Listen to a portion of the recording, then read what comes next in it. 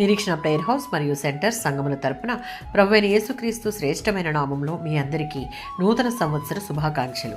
ఈ దినపు దేవుని మాట యెషయా గ్రంథం 43వ అధ్యాయం 19వ వచనం. ఇదిగో నేను ఒక నూతన క్రియ చేయుచూ ఉన్నాను, ఇప్పుడే అది మొలుచును. బబులోను వారిని శిక్షించి దేవుడు తన ప్రజలను విమోచిస్తాడు.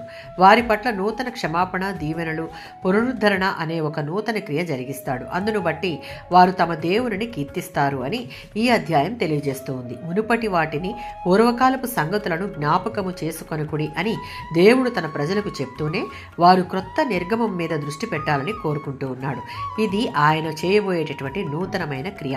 ప్రకటన గ్రంథం 21:5. ప్రస్తుత సృష్టిలో క్రైస్తవుడు ఆధ్యాత్మికంగా ఒక నూతన సృష్టి. కానీ క్రొత్త ఆకాశం, క్రొత్త భూమిలో ప్రభువు సమస్తమును నూతనమైనవిగా చేస్తాడు.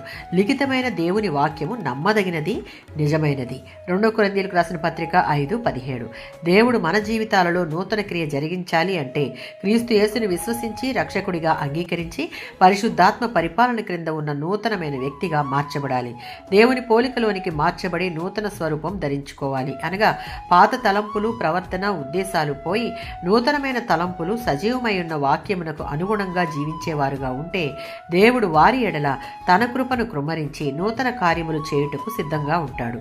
యెషయా గ్రంథం 43వ అధ్యాయంలో ఉన్నట్లు మనం దేవునిలో నూతన సృష్టిగా మారి ఆయన కొరకు జీవించుటకు సిద్ధపడితే జీవితంలో ఎటువంటి శ్రమలు, శోధనలు ఎదురైనా ప్రతి పరిస్థితి యందు ఇశ్రాయేలీయుల ఎడల ఏ విధంగా శ్రద్ధ తీసుకుని వారిని నడిపించాడో, వారు దారి తప్పినా వారిని తిరిగి సమకూర్చి వారి జీవితాలలో నూతన కార్యములు చేయుటకు సమర్థత చూపించాడో, నిన్న నేడు ఏకరీతిగా ఉన్న దేవుడు మన జీవితాలను కూడా ఆయన ఆధీనంలోనికి తీసుకుని శ్రద్ధ చూపించి మనలను సమకూర్చి నూతన కార్యములు చేయుటకు సిద్ధంగా ఉంటాడు. ఆమేన్.